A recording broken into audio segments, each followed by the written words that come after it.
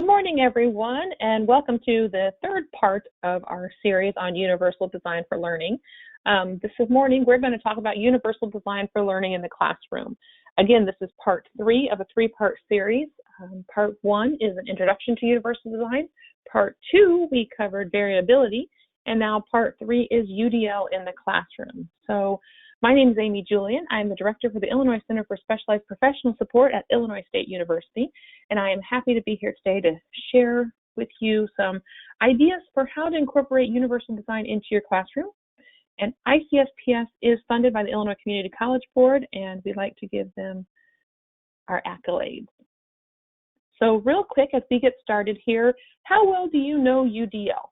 So let's kind of talk about that real quick.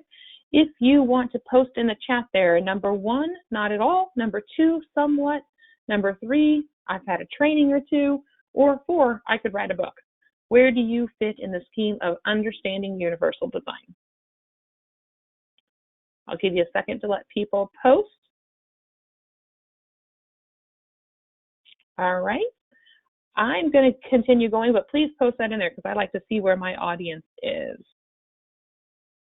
So we're looking at the definition of UDL, and universal design was really brought to the forefront in the Perkins 5 legislation, and Perkins 5 uses the same definition as the Higher Education Act. So universal design, or the term universal design for learning, means a scientifically valid framework for guiding educational practice that A, provides flexibility in the ways information is presented, in the ways students respond or demonstrate knowledge and skills, and in the ways students are engaged.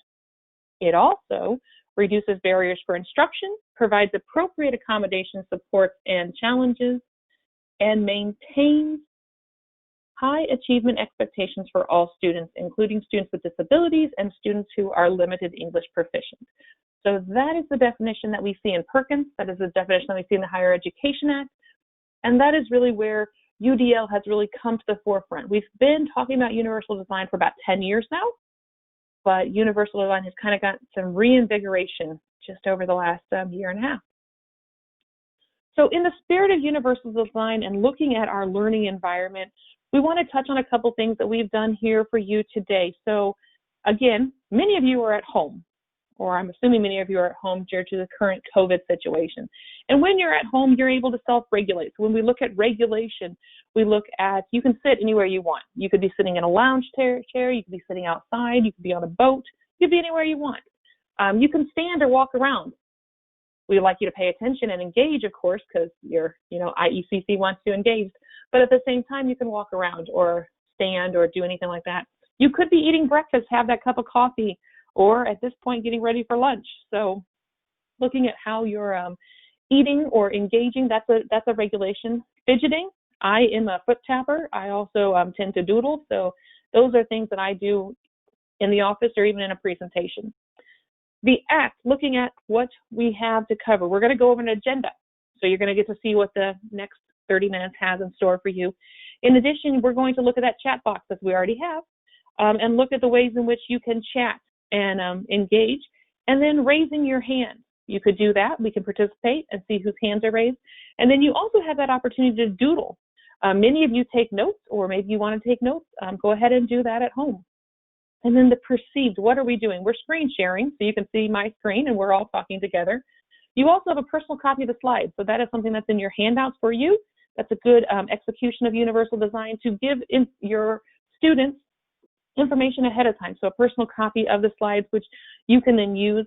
And then in addition, we have closed captioning activated today. So you are able to see what I'm saying and read what I'm saying if you do have a hearing impairment. So those are the ways that we're really manipulating our environment or addressing our environment to embrace universal design.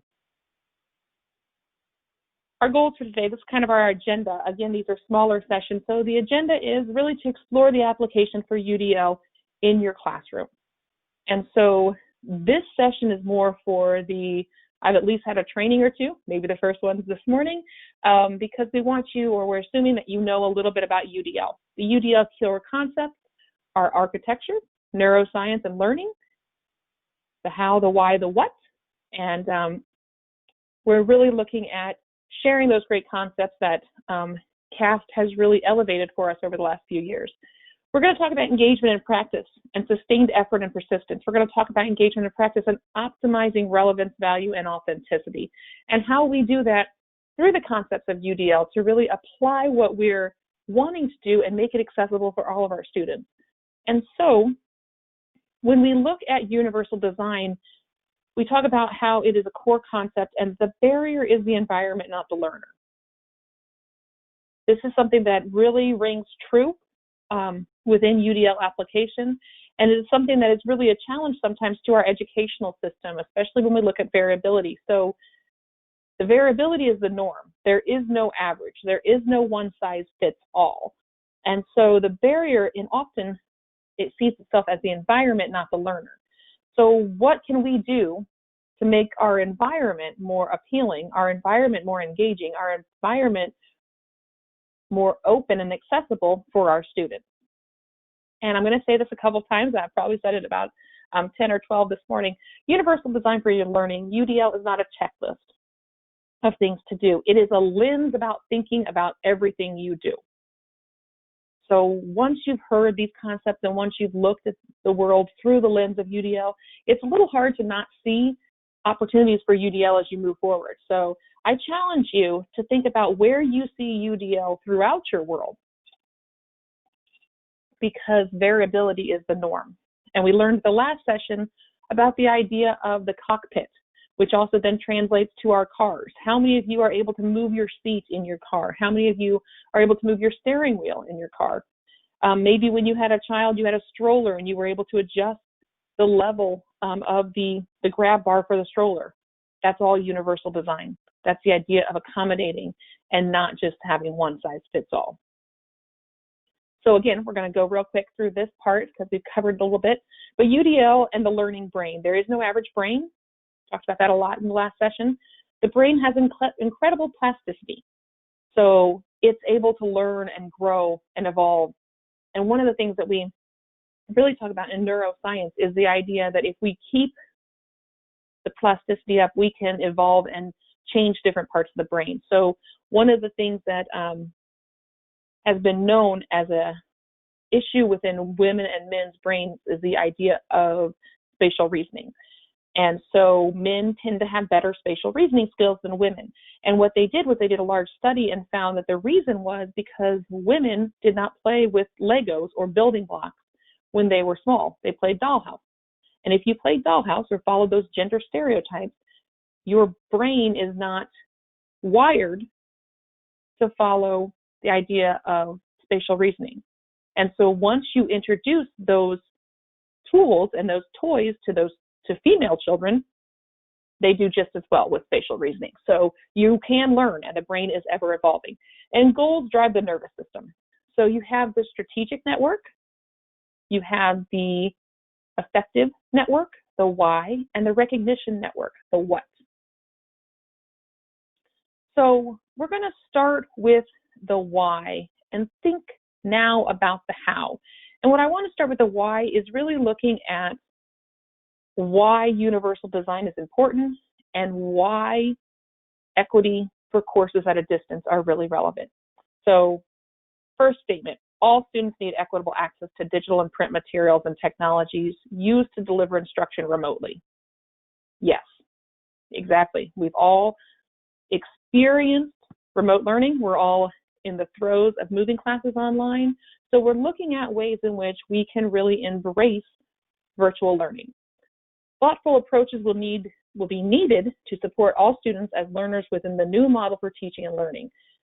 Exactly. And higher education institutions need to plan or may already be delivering courses online because of the COVID-19 pandemic. And if you haven't done it, I'm going to guess we're going to be needing to do it. So how do we really look at being equitable within that lens of virtual? Other statistic I want to throw out there as we move into this idea of the why is equity and universal design important. 19% of undergraduate students report a disability. 26% of undergraduate students, again, this is our post-secondary, this is our individuals at the community colleges, and then also within the first 2 years of the graduate degree, baccalaureate degree. 26% of undergraduates students who were veterans, 23% of those were 30 and over, and 21 to 24% of those who were independent. 35% of working age people with disabilities are employed, and then this information comes from the Department of Education, National Center for Education Statistics from last year. So this is the lens of UDL, and we talked a little bit about this, actually quite a bit about this in the first session, but you have the multiple means for engagement, the multiple means for representation, and the multiple means for action and expression, the 3 layers of the UDL guidelines. And that first layer, creating access for universal design and assistive technology, the access line, the build line, making learning meaningful, building on the skills, and then the building independent line, the internalizing line, internalizing learning and behavior. So that's really the guidelines, the framework for UDL that we've talked about over the last couple sessions. So now that we have a real quick refresher on all of that, I want to look at what UDL looks like on campus. This is a fantastic site. It's listed in the resources here. This is UDL on campus. It is a guide to help stakeholders, which is all of you, implement universal design for higher education. There are course designs, there are media and materials, there is accessibility and policy, and there is a link to this site in the resources that is in your handouts. And then that link is live, and you can check out what all is available on UDL on campus, and this is brought to you by the wonderful individuals at CAS. But as we look at UDL on campus, we look at the way in which we're moving to a virtual platform. How do we create access? So let's talk about that for a second. And that's this middle line, right? So again, looking at language and symbols, looking at expression and communication, looking at effort and persistence, how do we create access? Accessibility by the U.S. Department of Education for Civil Rights defines it as a person with disabilities can acquire the same information, engage in the same interactions, enjoy the same services in an equally effective and equally integrated manner with the sustainability equivalent ease of use. So let's unpack that a little bit. You're looking at an individual with a disability, whether that be cognitive or physical, should be able to acquire the same information, engage in the same interactions. So how do we look at universal design to make sure those interactions are equitable across the board, and then enjoy the same services in an equally effective manner that's equally integrated and with substantially equivalent ease of use?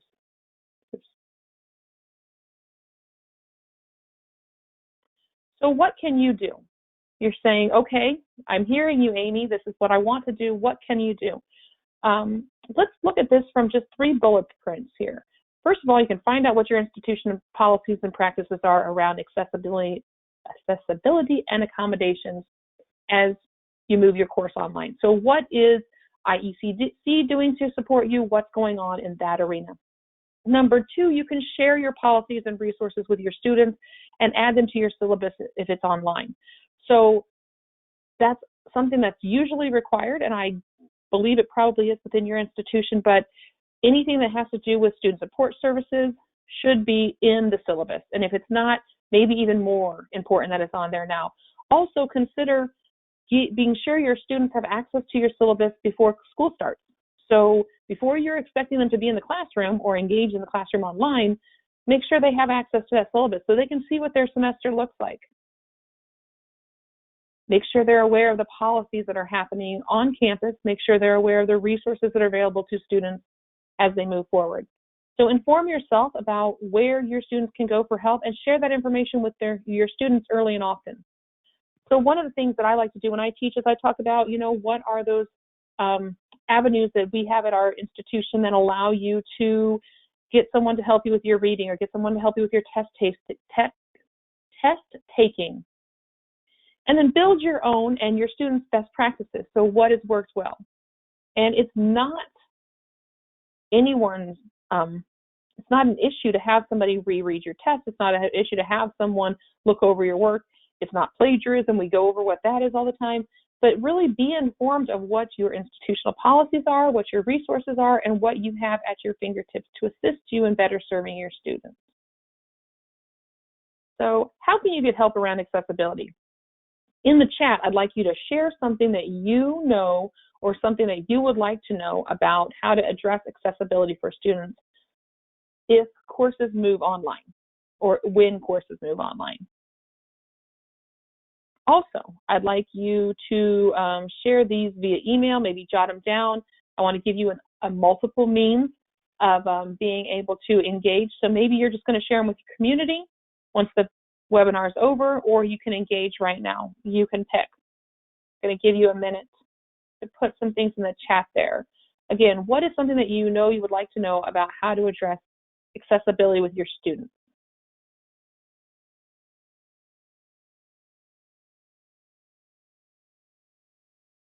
Okay, I'm going to keep moving forward and we're going to come to those in just a little bit. So one of the things I want you to think about is the POUR principle. So POUR is perceivable, operable, understandable, and robust. And really, when you look, this is from the National Center on Accessible Educational Materials, and I think it's fantastic to really think about when you're looking at your curriculum, looking at moving your information online, looking at your classroom interface and how you're going to engage with your students. Is it perceivable?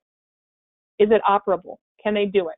Is it understandable? Have you made it understandable for them? And is it robust? Is it rigorous? Can everyone see and hear the content? Very important. And how could you include alternative text or visuals or captions or transcripts or videos that will allow them to engage in the content? So for example, I'm going to show you a video later. That's my plan, is to show you a video. And if that works, great. But if not, I'm going to be able to give you that information so you can go and watch the video. Sometimes the internet works, sometimes it doesn't. Sometimes in rural communities, which we've all found ourselves in, the internet's a little spotty sometimes. So how do we make sure that it's operable? How do we make sure that it's working for everybody? One of the other things that's been a high concentration of conversation during COVID is that idea to check for understanding and possibly over-communicate when you're talking with your students or your peers or your coworkers to make sure that they understand and that everything is clear. I also encourage you to be detailed. Think about how you can explain additional detail and possibly look at using some audio descriptors as you're explaining your assignments, as you're explaining the processes that you're teaching about, as you're explaining whatever you're looking at. Use audio descriptors, be detailed, and then also be sure your students have opportunities to ask you questions, whether that be in the chat, via email. I kind of caution instructors or faculty at handing out their personal cell phones, but how can they get in touch with you?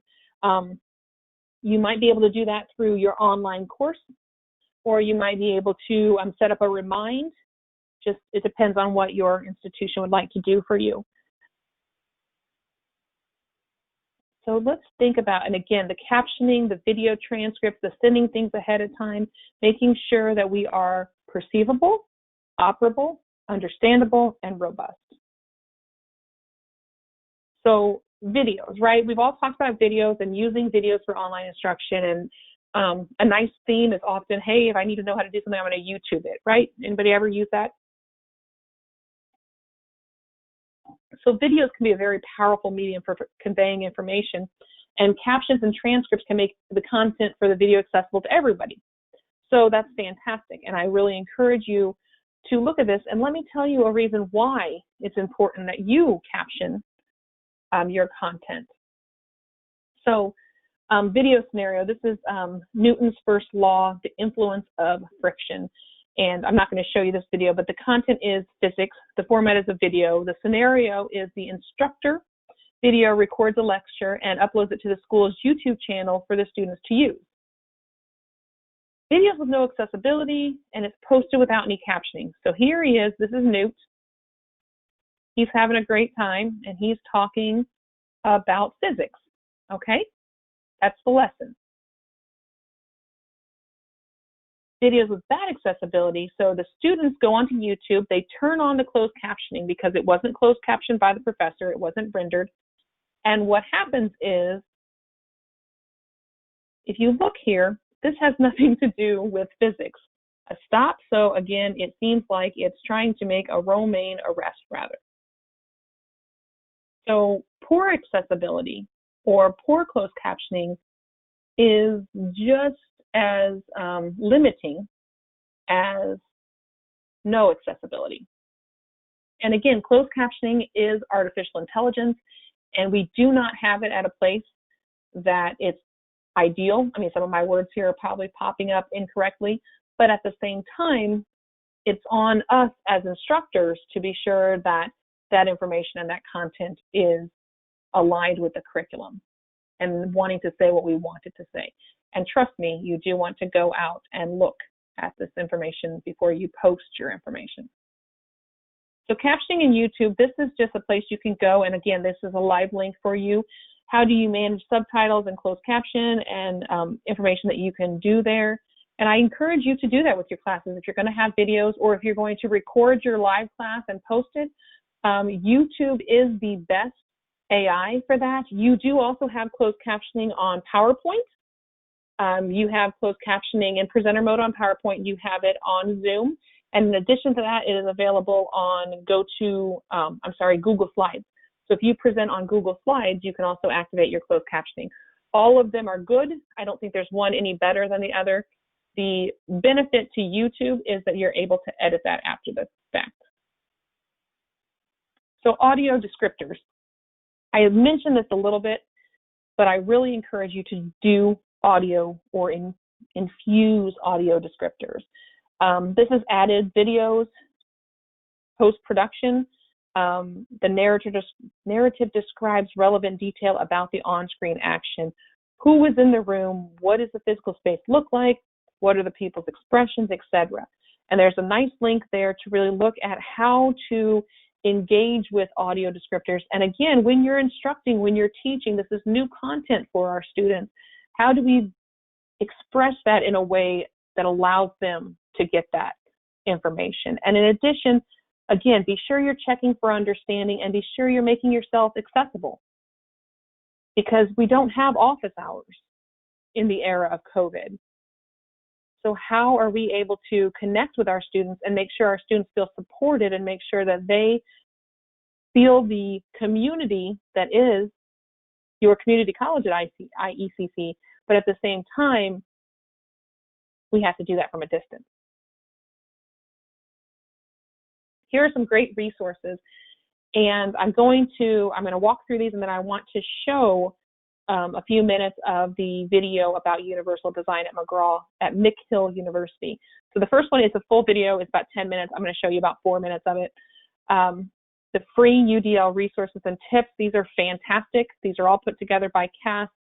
Check those out. See what's up there. Everything's free. And then this last one is a fantastic little article that I've used several times. It's Universal Design for Learning in the Post-Secondary Education, Reflections on the Principles and Their Application. This was published in the Journal for Post-Secondary Education and Disability. It is from 2006, but honestly, it is so relevant in our current state that I think it's worth the read. So let's pause here for a second and check out this video.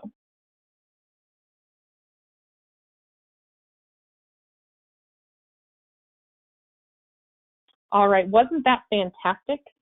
Again, just to summarize, UDL is not a checklist.